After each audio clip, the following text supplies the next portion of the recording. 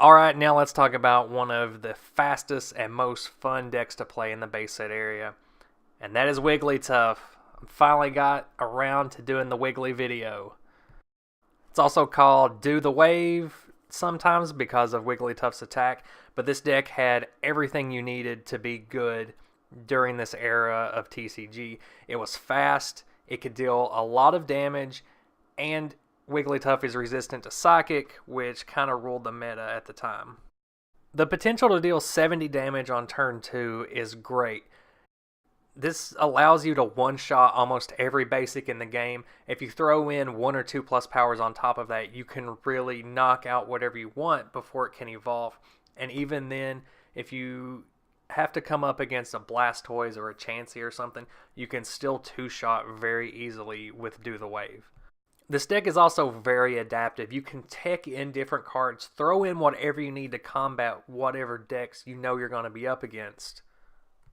Because of that, there are a lot of variants on this deck with Hitmonchan, Scythers, Mewtwo's, and not only that, this card, Wigglytuff, can be thrown into other decks as well. If you just need a solid normal type that can deal heavy damage, just chuck it in there. You can throw a Wigglytuff into a Haymaker or an Arcanine very easily because you don't have to add new types of energy.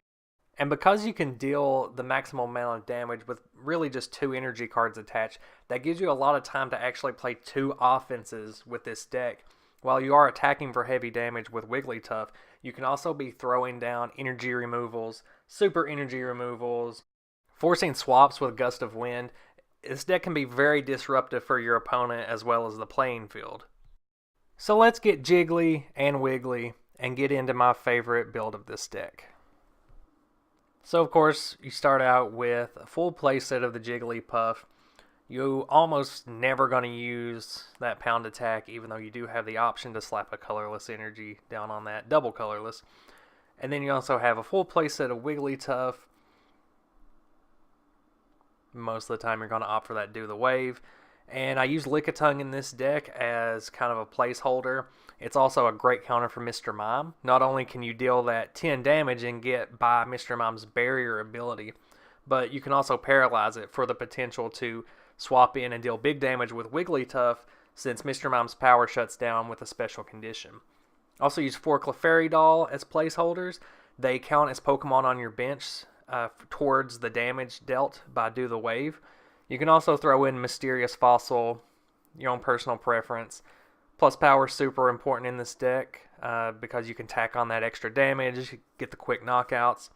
Also Gust of Wind, so you can sweep out Bulbasaur, Squirtles, Magikarps, Abras, whatever has low enough HP where you can just knock it out really quick or knock out really quick threats like Scyther very easily. Super Potion in this deck so that you can heal greater damage, and Wigglytuff doesn't really mind losing an energy card to heal off some damage since the energy isn't all that important. You usually only have 2 energy cards necessary to do the wave. Your draw power with Bill and Professor Oak.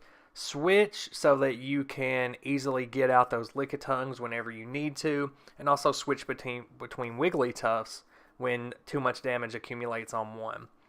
Those disruption cards that I love using that work great in this deck, energy removal, super energy removal, to just really mess with your opponent, make it to where they can't build up enough energy to attack you for heavy damage while you're dealing damage to them. Double colorless energy helps get Do the Wave off on turn 2. That way you can really get a jump on your opponent, start winning on turn 2. And for the rest of the energy, doesn't matter what they are, because the attacks only use colorless. So slap on 12 energy, whatever colors you like. It's your preference for this deck. Now some versions of this deck do use Mysterious Fossil and Clefairy Doll. That way you can get potential bench sitters in your hand faster. However, because I have Lickitungs in there, I don't really need 8 trainer cards that just act as Pokemon. One of the great things about this deck, though, is those Clefairy Dolls and Mysterious Fossils. Even if they get Gust of Wind or whatever, they don't count as knockouts. So they're basically free Pokemon that you can put down to count towards Do the Wave. And it's very easy to get those into your hand as well as whatever basic Pokemon you have. You can just play a couple of Bills or Professor Oak, and odds are you're going to get Clefairy-Dolls, Lickitungs, Jigglypuffs, what you need to put down on the bench just to get that maximum damage from Do the Wave. And on that note, because it is so easy to just play a Bill or a Professor Oak and get exactly what you need in this deck, there's not really a need for computer search because you want to be using everything that's in your hand. You're going to be actively using those super potions, those plus powers, gust of winds. So sacrificing those to your discard just to search your deck for a card most of the time isn't worth it. The biggest worry is getting a Wigglytuff in your hand in time to evolve it on turn 2. But again, I don't really have troubles doing that with this build. And because this deck moves so quickly, you're expecting to win within the first 4 to 5 turns of the game, if not sooner, depending on how your opponent sets up. You're not going to need Item Finder to recycle cards. Whatever you get in your hand, you can go ahead and use automatically, and it's going to help you win faster. Now, one of the problems with this deck is if you can't pull off a win early on, it does struggle in the late game. However, that's when your specialty techs really come in handy. Now, I'll talk about more of those in a minute. Almost every single deck in the base set era used energy removals and super energy removals, sometimes a full play set of both. So if you're worried about losing energies off of Wigglytuff faster than you can replace them, you can always opt to replace those super potions with normal potions. That way you're not self-discarding the energy that you need off of Wigglytuff. It's really easy to recover though, and it doesn't seem to be that big of a problem, but again, it depends on what types of decks you're playing this deck against. So if you're playing the vanilla version of Wigglytuff Do the Wave decks, one of the biggest problems is running into stalemates with Mr. Mime. Wigglytuff deals too much damage to actually get past Mr. Mime's ability, but Mr. Mime couldn't deal damage back because of the psychic resistance that Wigglytuff has. The addition of Lickitung in this deck pretty much solves that problem, but this deck does have other bad matchups. Weirdly enough, it does struggle against Arcanine, mainly because Wigglytuff can't one-shot an Arcanine very easily, but Arcanine can knock it out with one hit with that takedown attack. Arcanine is just another stage 1 deck that can set up really quickly for high damage, so Wigglytuff does have a bit of a problem sometimes with it. It really depends on who can outspeed the other one first. Pretty much the biggest card that really throws a wrench into this deck working is Chancy. Any deck that uses Chancy most of the time is also running Pokemon Center, so as fast as Wigglytuff is dealing damage, even if it's really big damage like a full 70, it can't knock out a Chancy in one hit, and thanks to Pokemon Center, all of that damage is going to be gone next turn, so you really have to do it again. All the while, your opponent is setting up their own big gun on their bench that's going to be able to come out and knock out your Wigglytuffs. So really, Chancy's too much of a wall. It stalls out this deck really bad and lets your opponent set up on you. So one of the optional cards that you can add to this deck is Chancy's for yourself. That lets you also sponge up damage, and it's a placeholder Pokemon for Do the Wave that you really don't have to worry about being knocked out either because the HP is so high. The absolute worst card to run into on turn 1 is Hitmonchan. Hitmonchan's a fighting type, so it can deal double damage. It's also a very fast card, one of the fastest in the entire game at this point. It can really tear through this deck easily, so one of the great techs for this is actually to put Scythers in this deck. That way you can swap in and you get to use that fighting resistance that Scyther has in order to sponge up some of those jabs from Hitmonchan. And because this deck doesn't care what types of energy you're using for Wigglytuff, you can make it all grass, and that way you can fully utilize all of Scyther's attacks as an attacker as well as a defender and a free retreat swap in. And if you're not too worried about running into Mr. Mimes, there are other big basic normal types that you can swap in instead of Lickitung. I already mentioned Chancy, but Kangaskhan is another solid addition to this deck. For 1 energy, you can fetch and draw a card to get all the tools that you need in order to win more quickly. It also has a pretty solid secondary attack that you can use when you're in a tough spot just by throwing down 2 double colorless on it. And if you are running into a lot of energy removal and super energy removal that are disrupting your playstyle, I would really recommend taking in Last.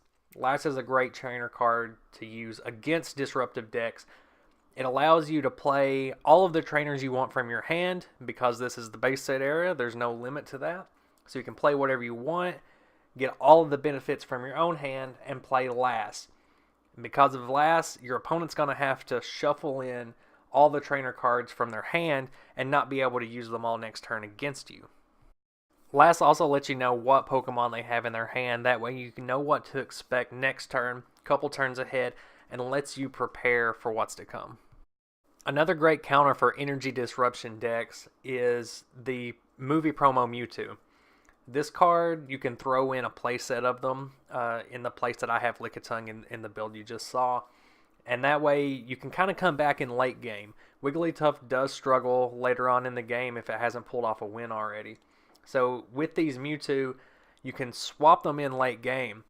And at this point, you won't have to worry about loading 3 energy back onto Wigglytuff because you can use Mewtwo's energy absorption to get those right back out of your discard pile and use them against your opponent again with Mewtwo's Psyburn. And you can combine this with other cards you need to take into your deck. Like if you want to add in an Electabuzz or a Magmar, you have that option because Mewtwo's energy absorption isn't exclusive to Psychic energy. It can pull any energy once out. And even though you do need 2 for Psyburn, you can mix and match your energy so that you can use whatever you want in the deck alongside Mewtwo. And finally, you probably saw this coming, but one of the best cards that you can take into this deck is Hitmonchan. And this is kind of its own archetype that I didn't want to make a separate video for, called Wavemaker, which is basically just Haymaker, but with Wigglytuff in it as well, because Wigglytuff can utilize all the different types of energy that Haymaker uses. One of the big problems with traditional Haymaker is that Hitmonchan is weak to Psychic.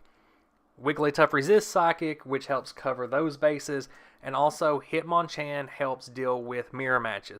So you have a greater advantage against other Wigglytuffs, or if you're running into any Chancys, Lickitung, Kangaskhans, whatever.